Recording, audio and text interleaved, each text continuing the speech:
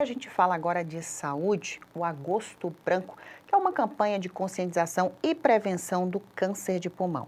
Para falar sobre esse assunto, está aqui comigo no estúdio o Dr. Diego Souza, ele que é oncologista. Seja muito bem-vindo. Bom dia, Luciane. Bom dia a quem nos assiste. Obrigado mais uma vez aí pelo convite para a gente falar um pouco mais sobre saúde. Doutor, antes da gente começar falando do câncer de pulmão, queria que o senhor falasse sobre o Agosto Branco. O que essa campanha representa? O Agosto Branco vem para chamar a atenção sobre um problema de saúde que é extremamente grave, mas que é prevenível, né? Falar sobre o câncer de pulmão é falar sobre prevenção, porque antes de tudo, antes da doença se instalar, existem diversas maneiras da gente evitá-la. Esperar sintomas no câncer de pulmão é um pouco complicado, porque quando há sintomas, a doença já é mais avançada e a perspectiva de remissão a longo prazo é mais difícil. Então, a gente precisa falar de prevenção. E o Agosto Branco vem para chamar a atenção sobre isso. Prevenção, você pontuou bem que é algo muito importante de se fazer, mas o que causa o câncer de pulmão? Um dos principais fatores de risco é o tabagismo, mas a gente tem também outros fatores de risco, como a exposição à biomassa, profissionais que trabalham em minas, né? Profissionais que trabalham com sílica, profissionais que trabalham em minas de urânio, por exemplo.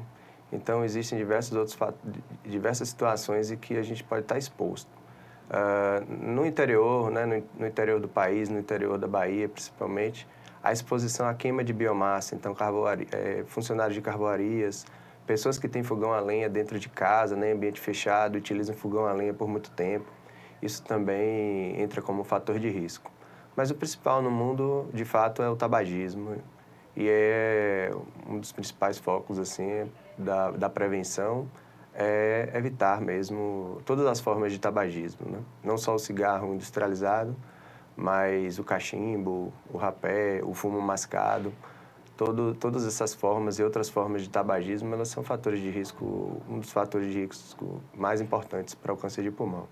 Salientando que não tem câncer de pulmão só quem fuma, mas aqueles que fumam realmente têm um risco muito mais elevado do que os que não fumam. Você trouxe a questão do tabagismo e hoje está em alta o cigarro eletrônico. É muito importante a gente falar sobre esse tipo de cigarro também, né, doutor?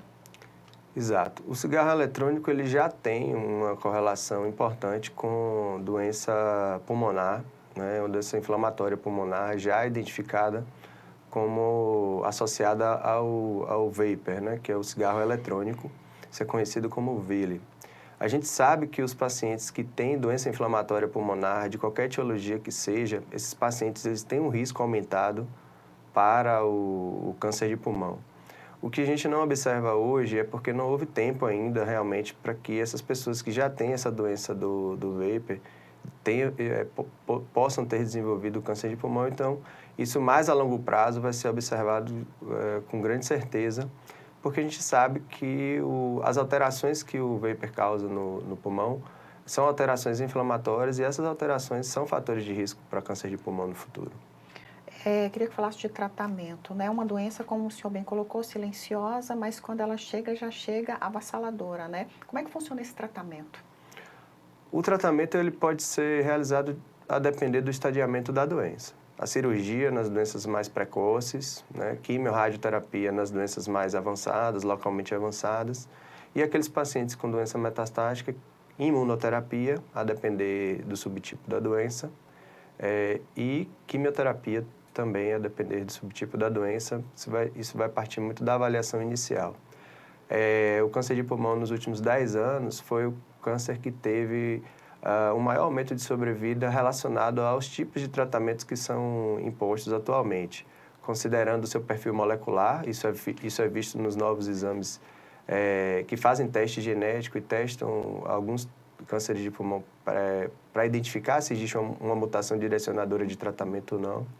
E a própria imunoterapia também, que foi uma revolução no câncer de pulmão.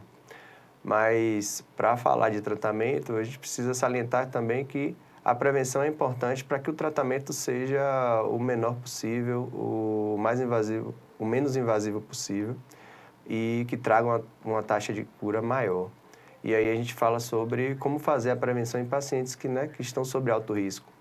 Então, os pacientes que têm uma carga tabágica muito alta, a gente fala de 20 anos máximo, tem a partir de 50 anos, tem essa carga tabágica alta, ou já tem DPOC, que é o conhecido como o enfisema. Esses pacientes devem ser submetidos a uma tomografia de tórax de baixa dose anualmente para fazer o rastreamento, identificar lesões já no seu início, para que o tratamento seja o menor possível e o mais efetivo possível. Doutor, então, para quem já teve contato com cigarro, é importante fazer esses exames anualmente?